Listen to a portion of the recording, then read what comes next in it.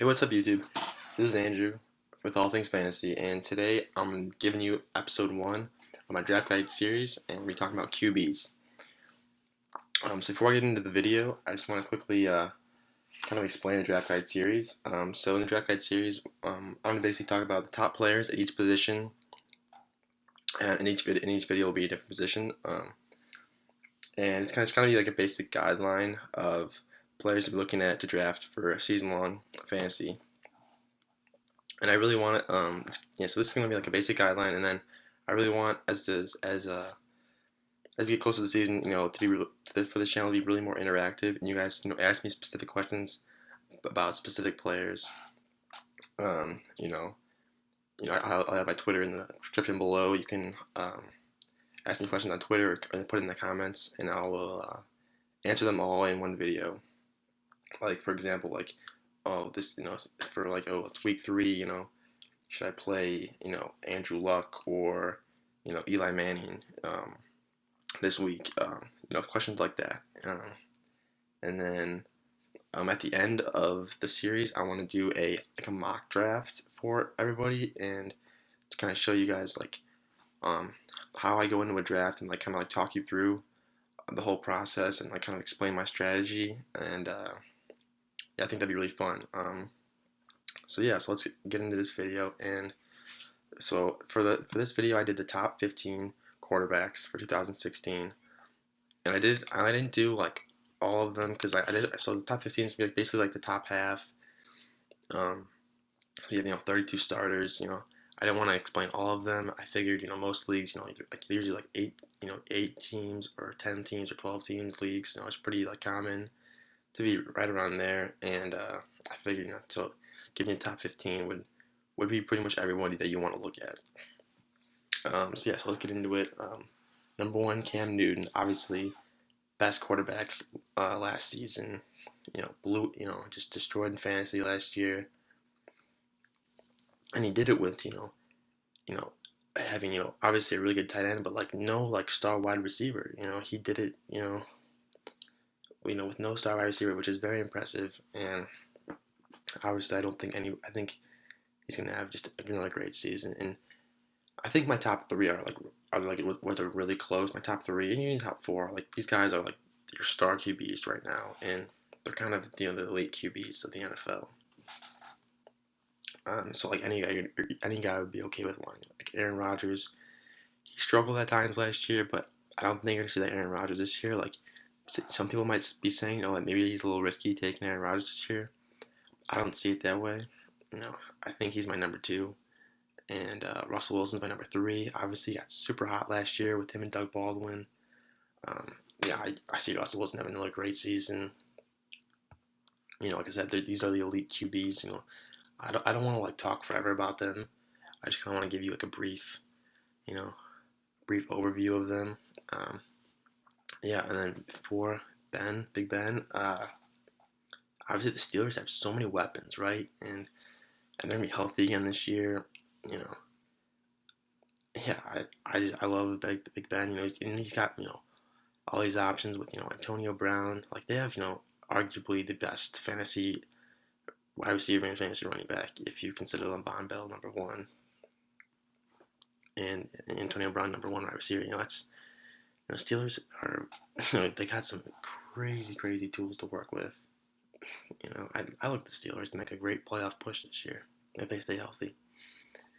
And then Tom Brady. I should have put an asterisk next to his name. Obviously, he's suspended. So that they're taking a risk there by drafting him. And obviously, I think he's a guy that you really don't want to draft. When everybody starts drafting QBs, don't be like, ooh, Tom Brady's still available, I'll have to get him. I definitely would take one of the guys on my next list over him, just because they're gonna play more games than him. And like I said, Tom Brady's gonna be out. Pick him up or draft him really late and just hold on to him. That can be a strategy, but he's definitely not a guy who I'm gonna go after. He's gonna be more of a guy that if he's still out there, I'll pick him up. So that's the top 5. Let's go 6 through 10. 6, I got Andrew Luck. Andrew Luck, yeah, he was injured a lot last year. Um, didn't really, it was kind of hard, not really a lot of consistency because he just wasn't out there, and so really it was hard to judge the season last year. But judging by 2 seasons ago, he played really well. I expect to see that same Andrew Luck this year. Um, yeah, 7 Drew Brees. Drew Brees, yeah, he had a really, I think, underrated season last year. Kind of went about his business and put up pretty good numbers. He's kind of that veteran guy. Him and number 8, Carson Palmer, they're both veteran guys who are going to get the job done. And I think the difference between with Carson Palmer's got some really nice weapons to work with this year. David Johnson becoming, obviously one of the top running backs in the league, and he has got a lot of tools. He's got a lot of different wide receivers to work with. John Brown, Malcolm Floyd, and Larry Fitzgerald. Set 9, Andy Dalton. Andy Dalton, really took the Bengals, from like a non, playoff contender to a playoff contender last year, and really kind of put them in the position to be successful. I think he's going to do the same thing again. He got injured last year, which hurt the Bengals. But I think, I think Andy Dalton's gonna be back this year. He's got the tools to do it. He's got the tools to do it to lead a successful team, and I think he's gonna have a really good season. Philip Rivers, I love Philip Rivers this year. Philip Rivers, Keenan Allen got hurt on him last year, and I think that's where you kind of saw him kind of start to fall off a little bit. And I think this year, if Keenan Allen stays healthy, I love that connection, and I definitely can be using him, Keenan Allen in daily fantasy for some stacks. So that's my 6 through 10. Really like these guys.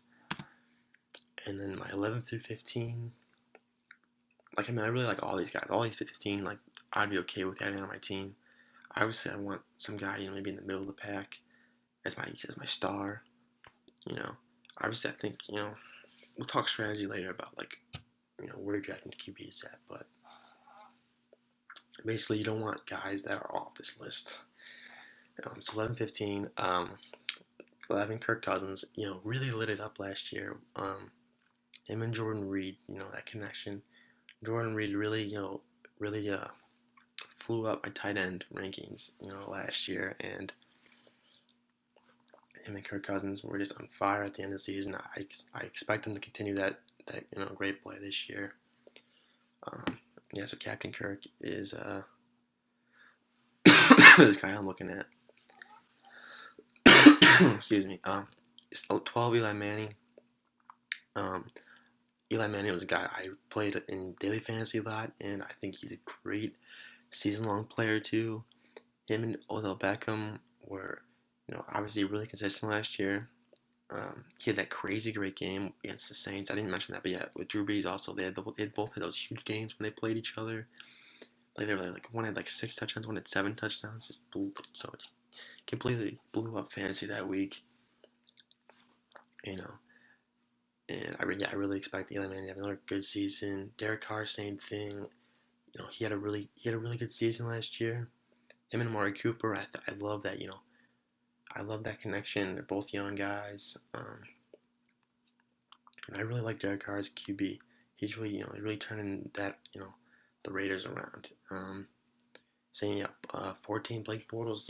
He's got 2 good weapons in Hearns and Robinson, and he had a good season last year too. Another guy I used in daily fantasy. Blake Bortles definitely. I would love to have him as maybe a backup, or maybe definitely a backup second option. I definitely think there's no shame in having 2 quarterbacks on your roster. Just because, I don't know, not every guy's consistent, and with bye weeks and everything, definitely don't be afraid. Don't be afraid of that extra, because QBs, I don't know, they're valuable, and but obviously they're not valuable enough to pick to draft early rounds. Well, I'll explain the strategy later, but um, I started babbling there. I'm sorry. 15, Brock Osweiler, last guy on my list. Osweiler, obviously going to Houston. And he's got a new system and he's got brand new talent to work with. He's got DeAndre Hopkins, and now he's got Lamar Miller running back. I think Houston's going to be great this season. I expect them to have a really good season. Um, I'm looking to pick up Brock, like I said, maybe as a backup, and definitely use him in daily fantasy this year. Okay, so that's my top 15 quarterbacks for 2016. And quickly, I want to talk about a couple guys that were on ESPN's list that ESPN's top 15 rankings that I didn't put in my list, and that's Matt Stafford, Tony Romo, and Tyrod Taylor. Actually, I can actually show you that. Here, I got it right here.